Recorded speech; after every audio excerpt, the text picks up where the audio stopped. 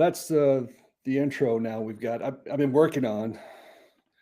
Is that did it come across? Yeah, yeah, yeah. Man, I'm like, look at Jack dropping beats for I'm our trying to drop beats, but YouTube yeah, sensation but I show. was told that I was told this I was told the song might not be the tempo we want, but I thought it was kind of a cool tempo. So anyway, the Chasing Dirt show, December 1st. Jerry and Jack and Jerry. What's going on, man? Man, I'm loving that. Like we got our own tunes now. Next We thing got an you intro. know, we got our own intro. We're killing it, I got to man. figure how to I got to figure how to transition it better. So it's the fun Oh, we have. man, that was But great. Yeah, yeah. Heading into the new year, you guys got to tell people about the Chasing Dirt show because we are trending amongst a lot of groups. We don't have time to explain them all, but we definitely have a lot of people that follow us, and it's if all else is hey, get on YouTube and look for the two balding guys and check them out. So no, actually, balding guys with two big smiles. But that's right. like and subscribe if you want to follow us. Do Yeah, that. We have not been on in about 2 weeks. We had ISSA the week before, and then this coming up last week we had Turkey Day. Actually, 3 weeks. yeah, So it's been kind of sporadic over the holiday break, but we're back in the groove. Jerry, good to see you yeah, again.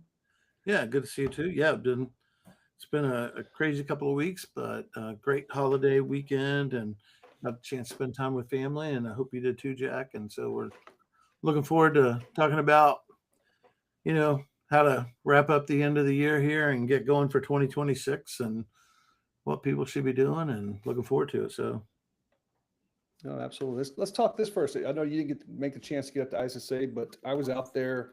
The show was busy. We were extremely busy at the route booth talking about exchange. So I was not able to poke around like I normally do. And quite honestly, they locked down. You couldn't get there before certain hours.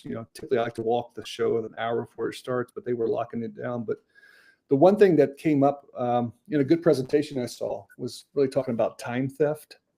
And the numbers these guys were throwing out there on time theft was just amazing. And you think about it, 5 minutes here, 15 minutes there, both on the check in and check out, and over a year that just adds up, and over hundreds of counts that adds up. And I was kind of shocked by some of the numbers out there, and the lack of people doing much. I'm talking about not the big guys. I think the big guys probably have it under control better than most, but the small to mid-sized guys were asking some pretty basic questions on tools to use. So I don't know what you did back in your day, Jerry, but I thought it was an well, interesting conversation. I live this world and I've helped two companies in the past 10 months with implementing a timekeeping system. And here's what I will tell you no matter what size you are, no matter what size you are, have a timekeeping system because um, time fraud costs you and your family money, intentional or not intentional, right? So we bought a Yeah. family business. It wasn't very big, and they paid by the building. And it was good for what they were doing because they were able to get good help. Say they made $500 off the bill and they paid the people 250 and they worked, you know, 2 hours a week. That's not a bad turn for the employee. Um, but as we started to grow, we realized, okay, we can't keep doing that. That's not going to work because we're giving away money, and we don't have all the stress of owning a business and all, and walk away with 1% or just breaking even, and we got a salary. That wasn't of interest to us. So we implemented a timekeeping system, and it was a big undertaking, but it saved us a lot of money, and it allowed us to have money for several things: capital development to grow our business, to buy, to be able to have vehicles for route cleaning, to be able to have equipment to do it properly, right?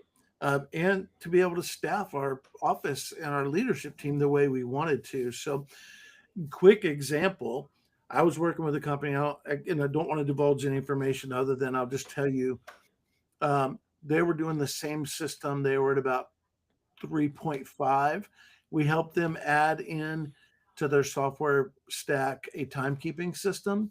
We showed them in a matter of 20 minutes that we could save them 750 grand a year Wow. out of $3.5 Huge. million. Let me tell you something. Sign me up. Where do I start? Right. So then this is just in the last year, I've helped two companies do this. One was at 3.5, and we were going to help them save 750 grand. That literally, and I'm saying this to owners, it's money in your pocket.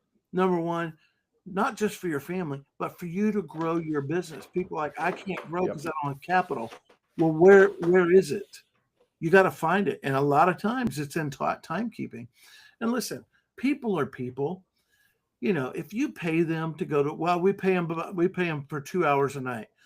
Well, if you put a timekeeping system in, you might find they're cleaning that building in an hour a night, right? And they clean that building in an hour a night. They could have more time or more jobs, whatever it is. But whose pocket is that coming out of? That's coming out of yours. And I always say to people, I would love to have more money and walk around with $100 gift cards, you know, and say, here's this for your family for groceries this week, or this is for Thanksgiving, you know, that we're able to give. I mean, even this year, I saw where, you know, the company we used to own, they, you know, that merged, they were giving away, you know, Thanksgiving baskets and pies and stuff for their employees and the team. And so to be able to have the resources to, in this industry, to take care of your people, is a key thing. But man, don't just give it away. Don't just throw it out there. And the second company, listen to this, Jack. 6.5 saved them 1.2 million because we put them in a timekeeping system. And I think that's the catch, though. It's not like you said it, and that's no one's, you know, there's a small percentage, hopefully it's a small percentage that's trying to do something deceitful, and they're, you know, plugging 15 minutes, 30 minutes, an hour. Yeah. But most of them are saying, you know what, I'm 5 minutes late. You know, don't worry about it. 5 minutes, I'm leaving 15 minutes early. But you magnify that over, or you multiply that times over weeks, over months, over years. That's where it's coming from. I think majority of it's just unintentional, not Sure. trying to do anything wrong, just not being captured, not being reported. Well, and the other side of it, Jack, is let's face it. As you grow, you know, we had ended up close to 300 employees. What if I didn't have a timekeeping system in place, and I wasn't getting alerts that somebody didn't check in? Who finds that out before me? The customer, right? Yeah, The next absolutely. day, nobody cleaned our building. That's the worst thing you can hear as an owner, you know, because there's too many technology things you can put in place now to prevent that from happening. I would rather, you know, for a 5 o'clock employee, get a 5:30, 6 o'clock notice to the supervisor that the building hadn't been cleaned. The supervisor didn't acknowledge it yet. I get one at 7. So by 7 o'clock, I know a building's still got to be cleaned, and it's not 6:30 or 7 in the morning when facility guys calls me and says, hey, you got a 50,000 square foot building here that you didn't get cleaned. That's going to lose you a contract in a hurry. So, and listen, like you said, Jack, 5 minutes times 100 employees times, you know, 21 days a month times 12 months. That's a lot of money. Don't think it isn't. It's a lot of money. So great topic. Yeah. No, I thought it was interesting. No, I've been aware of it, but I haven't been hypersensitive about it. But I think that's gonna be a talking point for our coaching consulting calls that we're doing. So yeah. If you guys need help with it, look us up, and we'll be glad to, you know, get you signed up, and we can help guide you and get you the right system in place that works best for you and your current financial situation, the right company. And because there's some really good companies out there that have done a good job with timekeeping in our industry, and they've got check-in policy procedures, they got geofencing, they got all kinds of things that can really narrow it down and help you do really well in that. So yeah, had some good conversations at ISSA. Data centers are the hot topic right now. Data centers are popping up everywhere on the community. If you're not a member of the community, we have a whole mapping system. So go in there and search data centers. That's the community at getroute.com.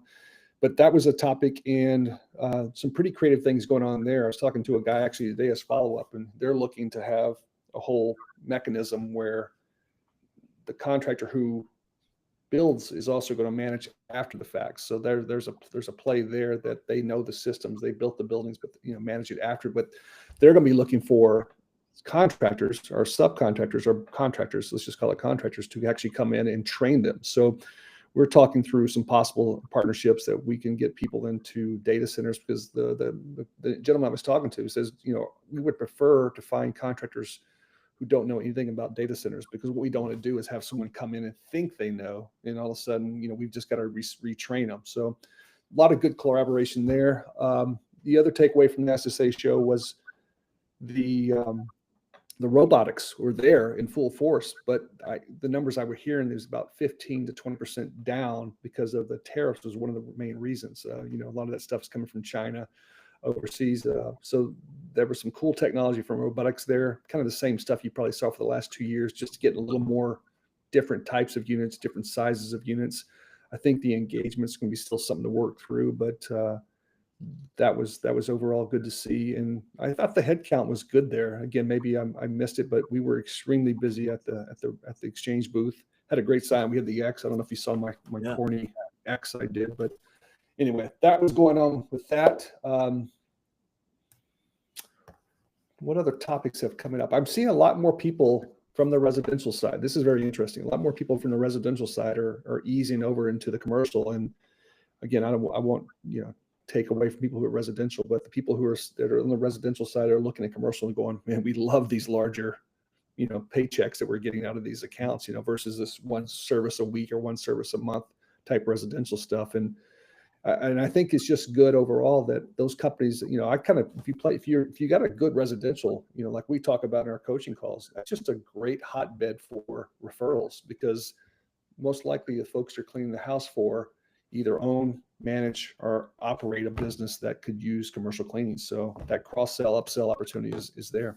Yeah, and I think I would encourage everyone, if you're in the residential side and you want to make the jump to commercial, we've worked with several companies, and I would encourage you to do this.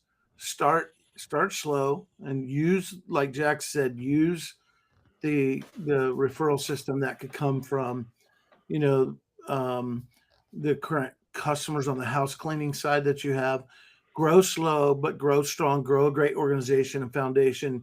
The things that transfer, let them transfer.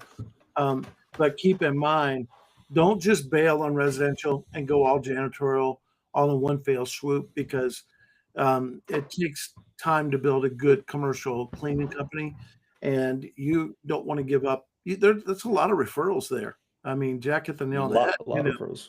I mean, you think about typically people who have the ability to pay for house cleaning, or, in the middle class, upper class, or there might be some kind of medical stipend that they get because they have medical reasons, whatever it is.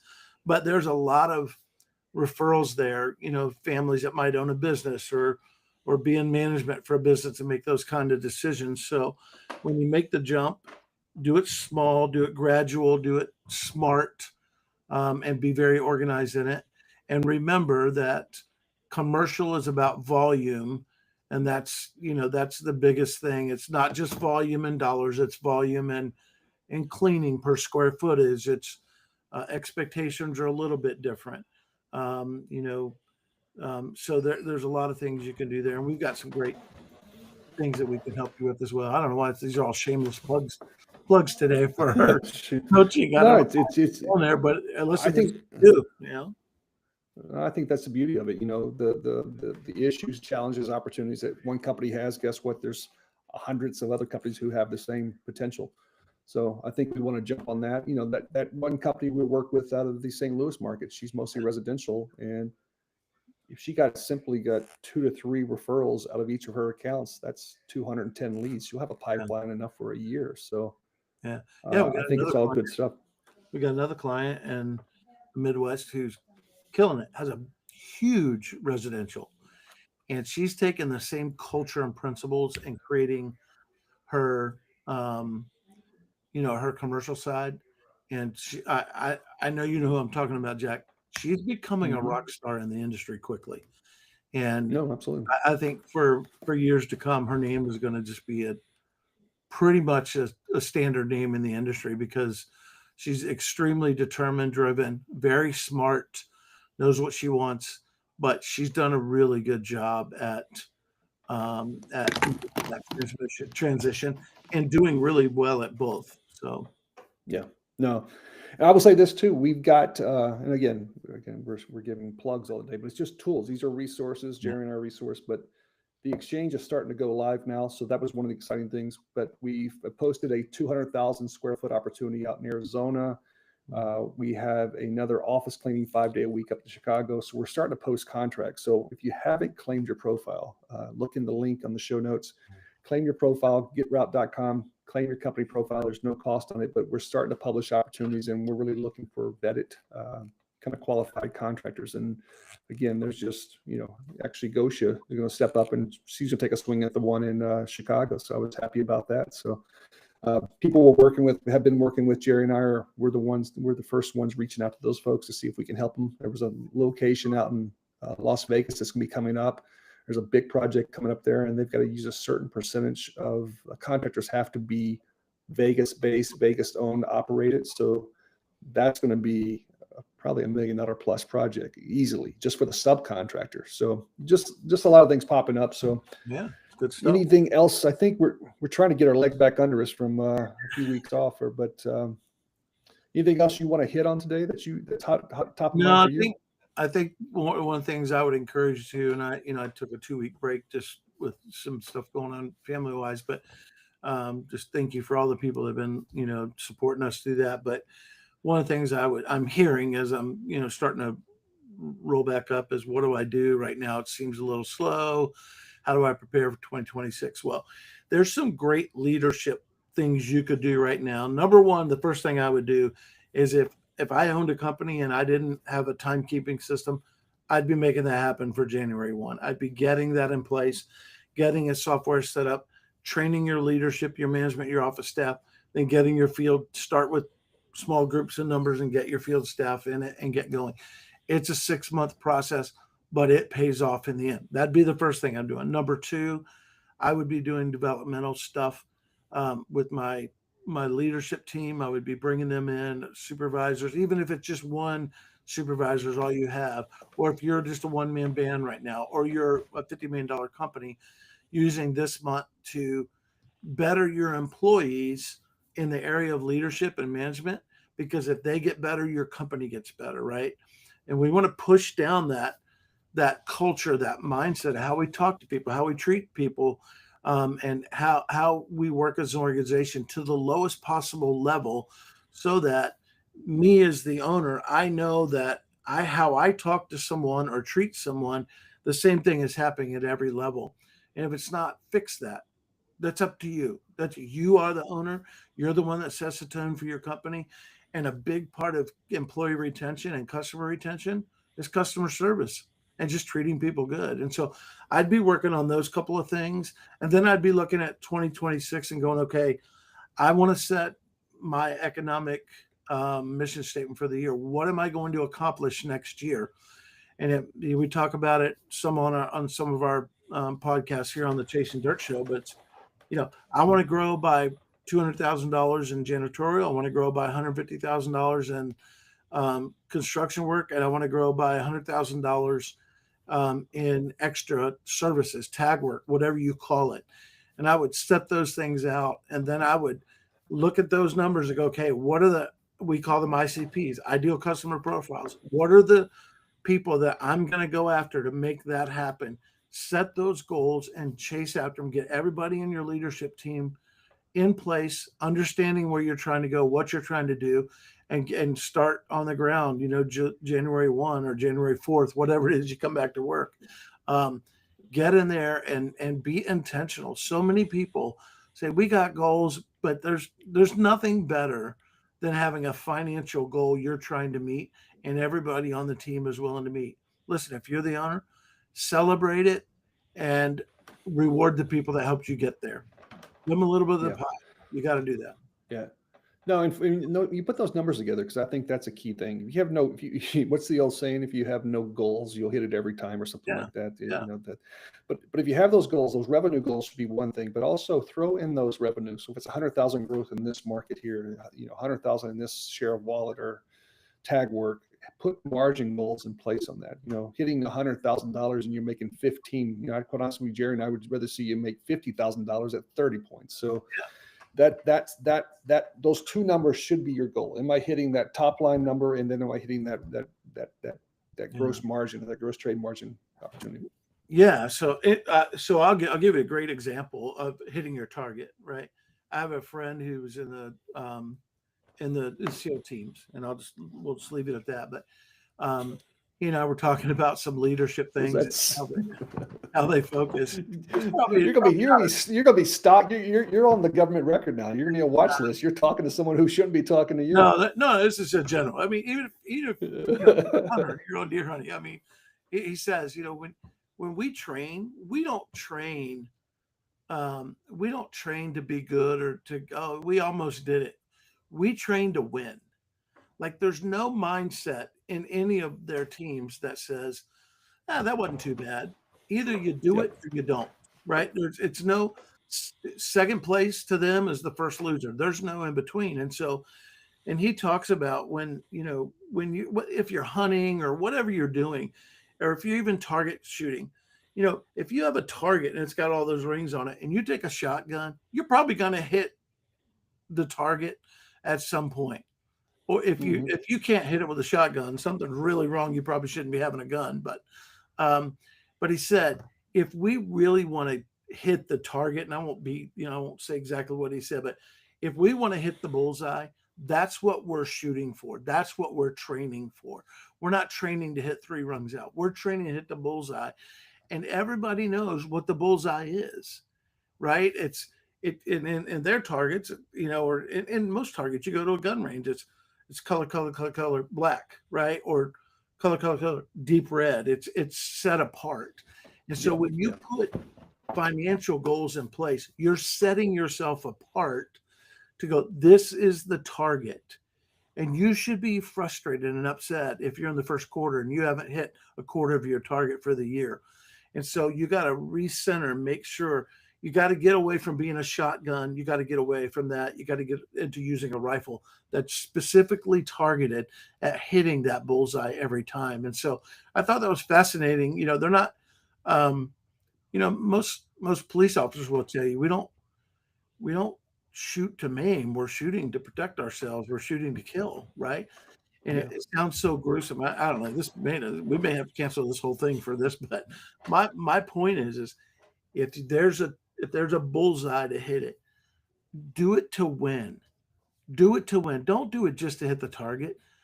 Show your team, man, this is what we're shooting for. This is what we're going for financially. And I'm going to reward everybody that helps us get there. That's the key. Yeah. I love that last part too. But I think that's the key as well, is that setting that goal it's reachable, but it's still a stretch, right? And again, I'd rather somebody come in at a number that was I'd rather somebody, if it was too high, I don't want to see somebody come in at 50 points, because that's kind of sets the wrong tone as well. Yeah. But you want to come in there that you're hitting a number that you feel that if you really hit all the metrics for 12 months, and you need to be reporting every month. This is not just looking at every quarter. This is looking at every month and reporting back to your team. Are we on target? Are we off target, to your point? But I'd rather say somebody come in and say, here's the number, and at the end of the year, we hit 80% versus here's the number, we only hit 40, 50 points, because that's just, you set the wrong number. You want to set the stage that it was a successful year. Even if you hit it, even if you didn't hit it, you got right there, and it was a manageable number. So you could and listen, my business mentor always told me, you don't leave money on the table. So if I'm a $250,000 company, right? And I'm a single person, I got 5 to 10 employees. I might have one supervisor, a person that acts like it.